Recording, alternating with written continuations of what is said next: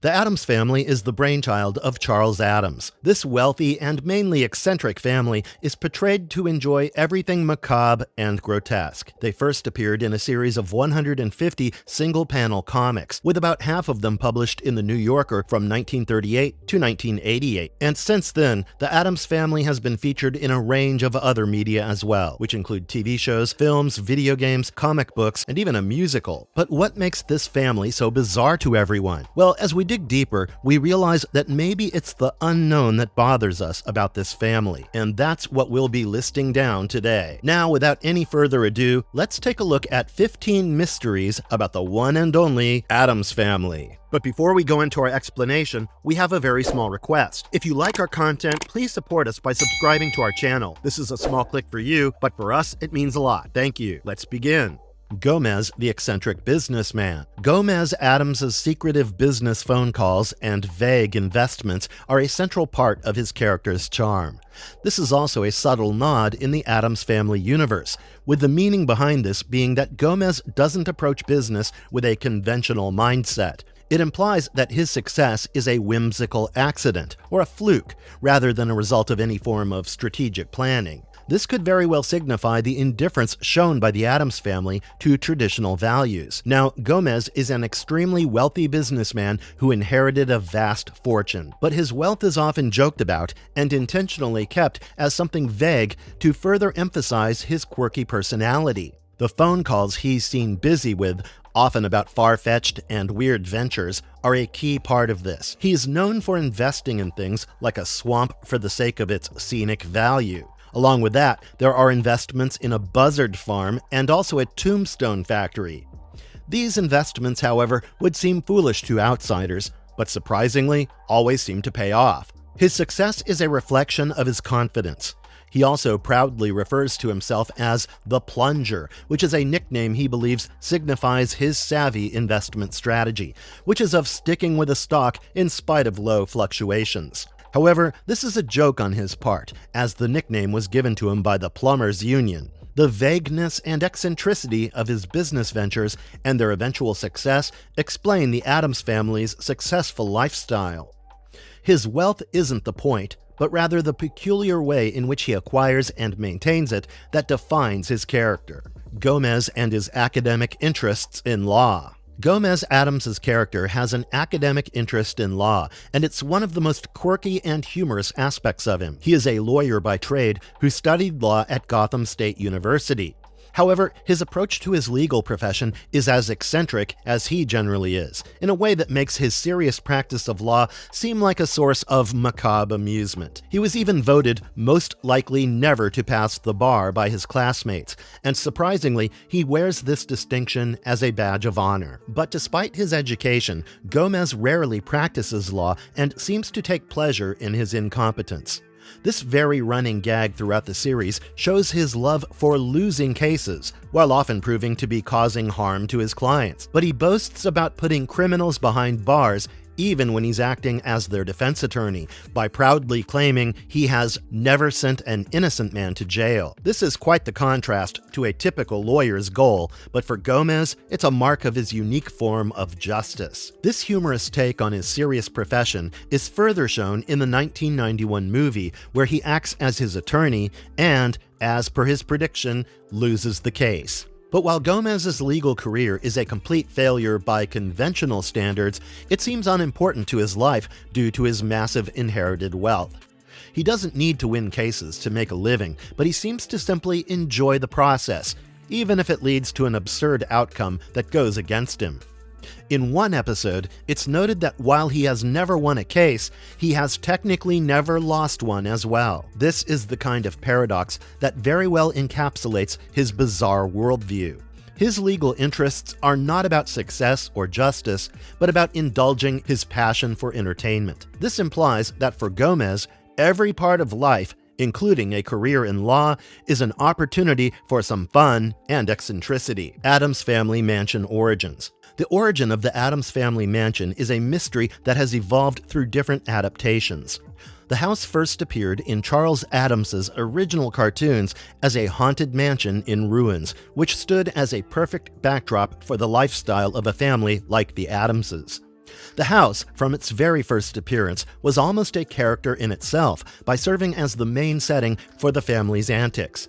But the mansion's backstory has been intentionally kept vague and contradictory across various adaptations. In the 1960s TV series, Gomez and Morticia claim they chose this house after turning down a haunted one, though a flashback reveals that Gomez had already been living there for years. The house in this was given the address 0001 Cemetery Lane and was depicted as a lavish museum filled with odd kinds of statues, trophies, and a bizarre set of artifacts. Such an ambiguity adds to the mansion's mysterious nature. But in later adaptations, the mansion's history becomes even more unusual. The 2019 animated film reimagined the home as a former mental asylum located on a hill in New Jersey. This version gave the house a more sinister past that was filled with a disembodied resident who wanted the place to remain undisturbed. But in the new Addams Family series, we were given a cross between the original TV show and the comic strip's mansion. In this version, the house was a condemned building, as per Morticia, and it was filled with dangerous objects and strange statues.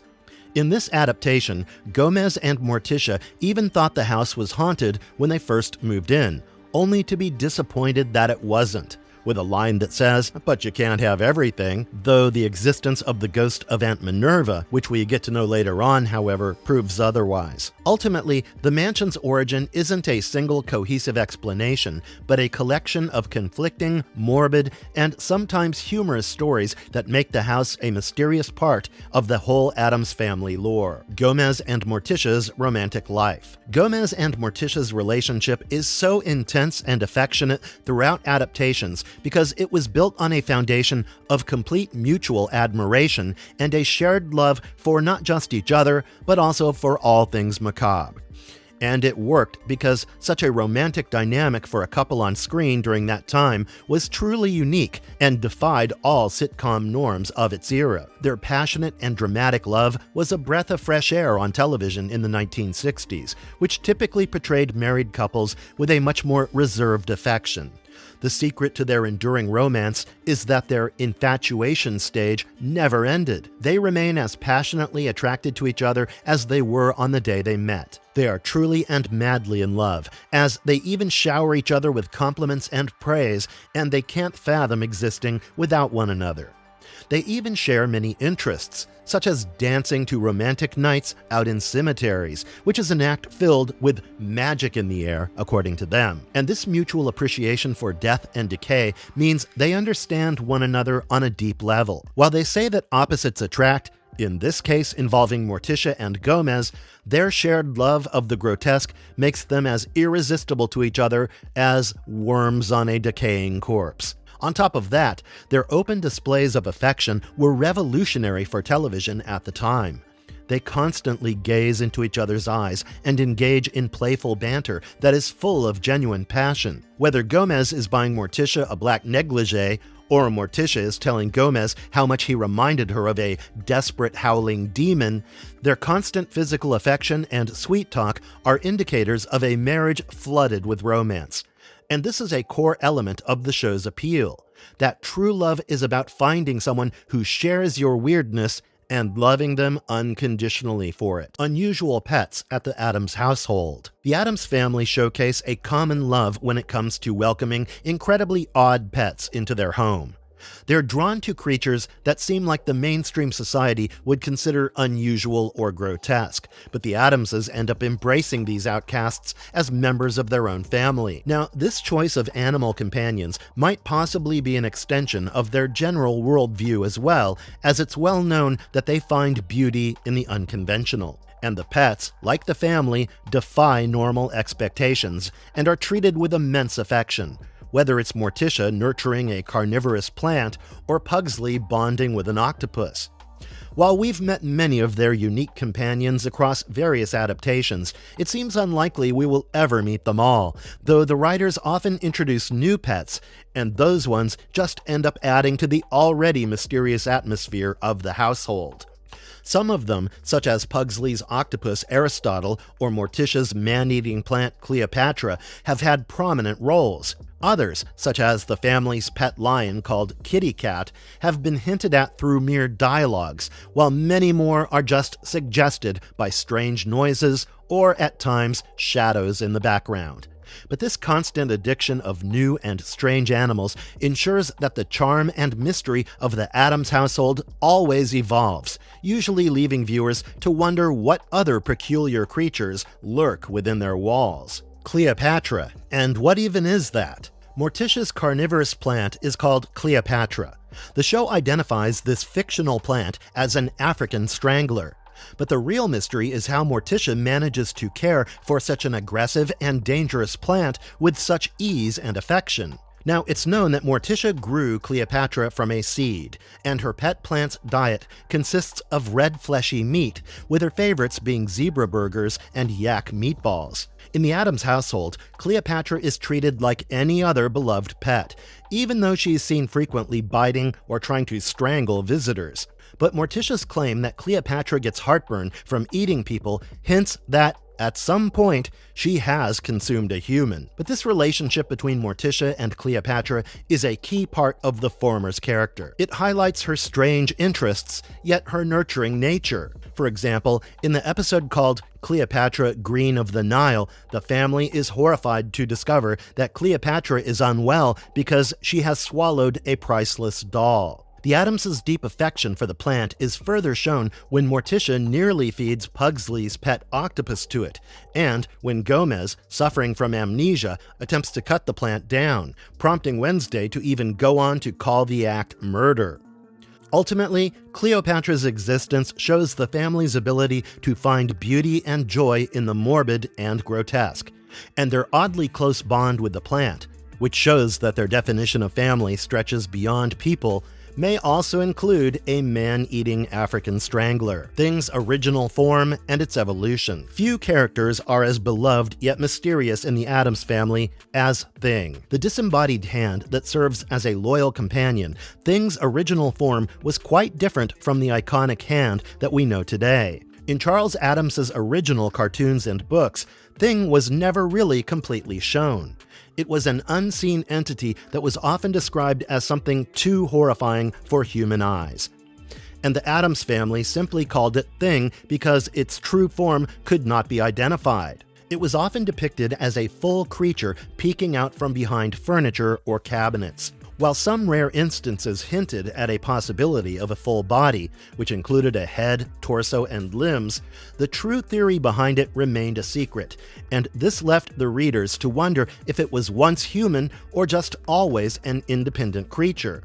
But the shift to Thing as a hand came with the 1964 live-action television series, and largely for practicality and to avoid the physical challenge of depicting a full yet unseen creature. It was in this adaptation that Thing was ideated as a disembodied forearm that emerges from boxes and other containers. This change not only made the character easier to present on screen, but also helped in expanding Thing's role, which turned it into a more active member of the family. But over the years, as special effects and film technology advanced, Thing's capabilities also evolved. In the later films, it became a fully mobile hand that was able to run on its fingertips like a spider and even drive a car. The 2019 animated film gave Thing a modern twist as it showed it with a watch that had a small eye, which also conveyed its emotions. This new feature was continued in the 2021 sequel.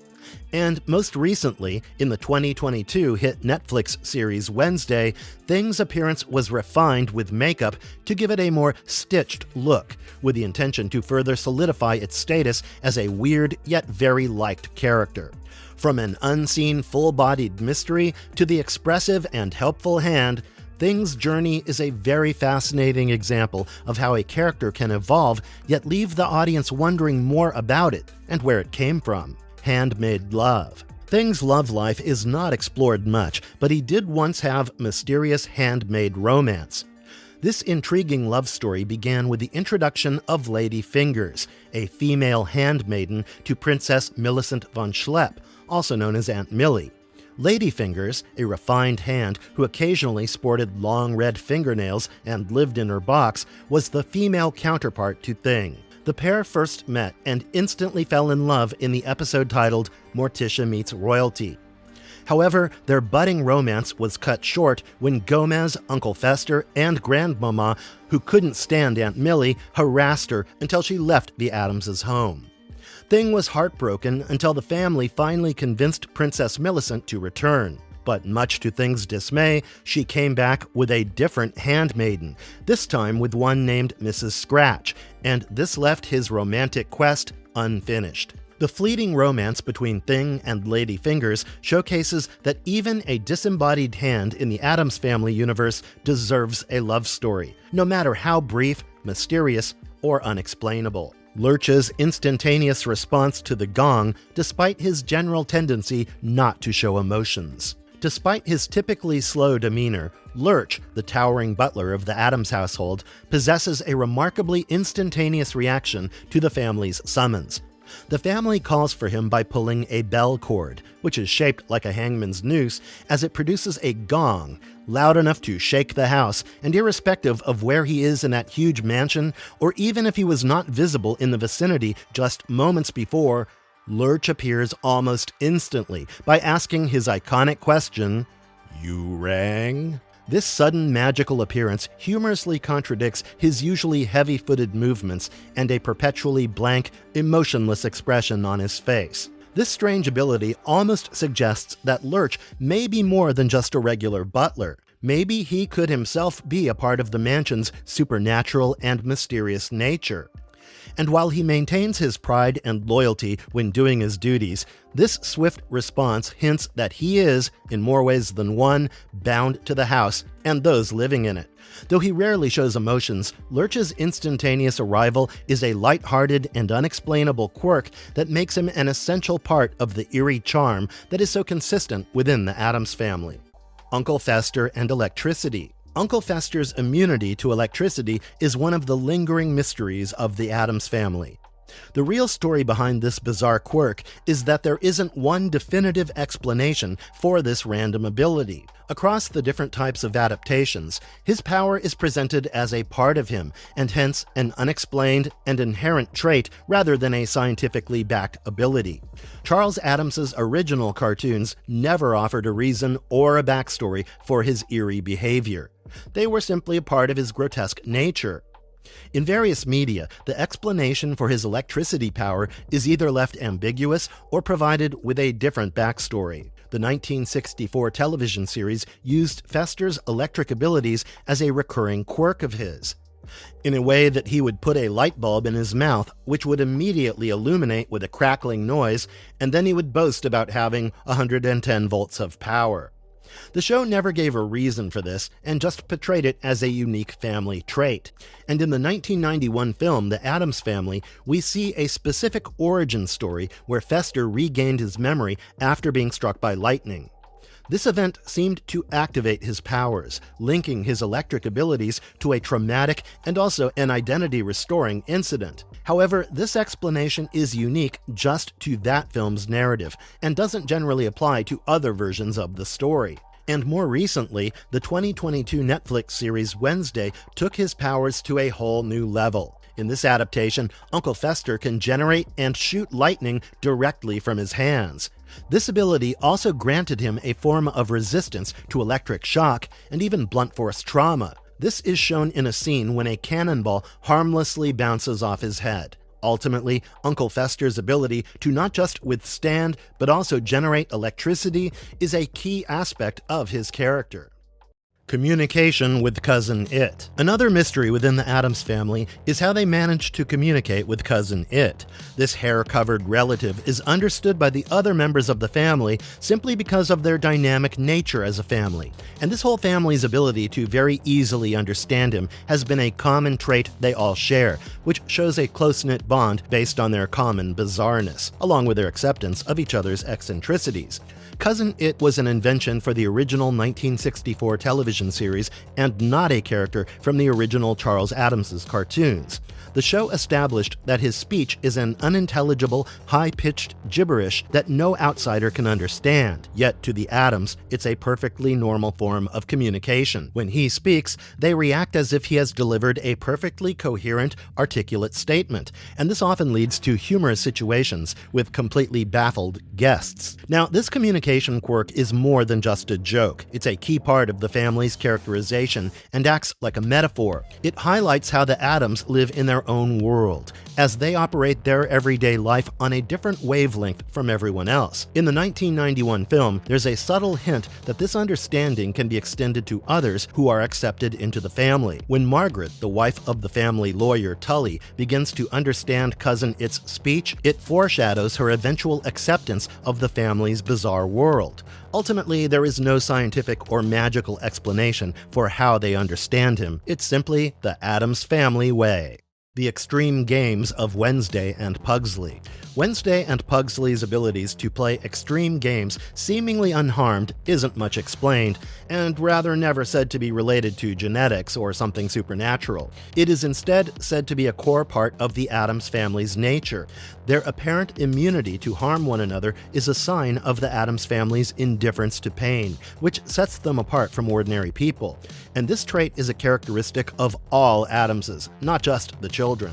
We see the nonchalance in the way Gomez and Fester recall torturing each other as youngsters for fun. For Wednesday and Pugsley, what looks like torture to outsiders is simply a form of play. They don't have malicious intent, but rather playfully interact with each other in a way that reflects their macabre interests and a dark sense of humor. In the Netflix series Wednesday, this dynamic is emphasized further when Wednesday gets upset that someone other than her would try harming Pugsley. This explains that maybe the torture is the real love within each other in the family, beneath their bizarre activities. The children's morbid set of games they played is a recurring theme across various adaptations, and some of their most popular gags include using a miniature guillotine to behead Wednesday's dolls, playing with dynamite and other explosives, and even engaging in various forms of torture and pranks. In some cases, they even perform a twisted version of Shakespeare's Hamlet for a school play, where they act out their love for the morbid. Ultimately, being immune to harm is a defining family trait that allows them to live life on their terms, as they embrace the macabre without pain, or rather, the fear of any consequences. Wednesday's sleeping position. In the Netflix series, the sleeping position of Wednesday, where she keeps her arms crossed over her chest, is a direct and possibly intentional reflection of her personality. While it's still a theory, we believe that since psychologists refer to this position as a protective or a defensive position, in a way that the subconscious creates a physical barrier while sleeping, it perfectly embodies Wednesday's core traits of stoicism, cautiousness, and a need for control as well, and hence such an odd position to rest in. Even in her most vulnerable state, she can be seen subconsciously shielding herself. This detail is probably more than a quirky visual, and rather a profound character trait that highlights her guarded nature and, more importantly, her deep-seated tendency to isolate herself.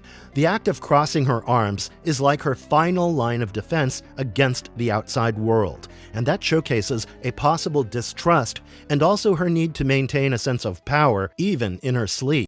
Grandmama's sick tricks. Grandmama Addams is a witch who dabbles in alchemy and spells, and it's known that both of these are a source of her power and her contribution to the general absurdity of the family. While the Addams family home treats the bizarre as part of a normal routine, Grandmama's magic is shown to be a genuinely unreliable force. She is an expert potion maker with elemental and chemical fusions like acrimonium, which is usually designed to help overly cheerful people embrace their dark sides. But her magical abilities, however, are often affected by her senility, as it causes her spells to fizzle or have unexpected results. This is a common and humorous theme throughout various portrayals of the character. In spite of this, her role as the family witch is unquestioned. And also, as a practicing alchemist, she has a tendency to get her two hobbies mixed up, which eventually leads to more comedic situations. Ultimately, Grandmama's status as a witch adds more absurdity to the character of the family matriarch. This eccentric elder contributes in a different way to the collective oddity of the family in a household that's already a stage for the strange.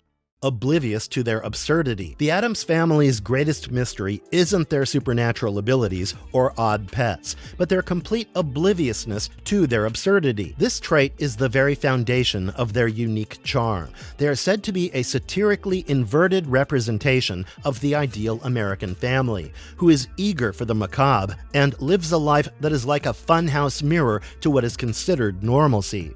While they are fully aware of their unique qualities, such as Morticia's love for carnivorous plants or even Uncle Fester's electrical powers, they genuinely seem unaware of how bizarre their behavior appears to outsiders. And this very obliviousness is not a sign of their naivety, but a trait of their self-contained happiness. This family finds immense joy in things others would find unsettling, such as picnics in cemeteries or a child playing with dynamite. They are blissfully unconcerned with societal norms and expectations. This is why they treat guests with such welcoming warmth and hospitality, though never realizing that their home and regular habits are often terrifying to visitors. Their lack of concern for external judgment is a statement and also a key part of their appeal, to teach audiences that true happiness comes from embracing who you are, no matter how strange or mysterious. Marvelous verdict. And with that, we've reached the end of this video. We hope you had a fun and spooky time while getting to know about some mysterious trivia about the Addams family, with some explained, some theorized, and some of them up to us, the viewers, and our interpretations. We showcased the range and extent of the absurdity in the Addams family lore throughout its history in the media among different adaptations as we came across the family members, their pets, their quirks, and certain backstories possibly explaining some weird aspects that they find normal. And we can hope that you have your own set of theories to make sense of this family through bizarreness. Now, as always, if you enjoyed this video, don't forget to like it, share it with your friends, and mention your favorite character from the Addams family in the comments below. And finally, don't forget to subscribe to Marvelous Videos for more such content. Until then, take care and ciao.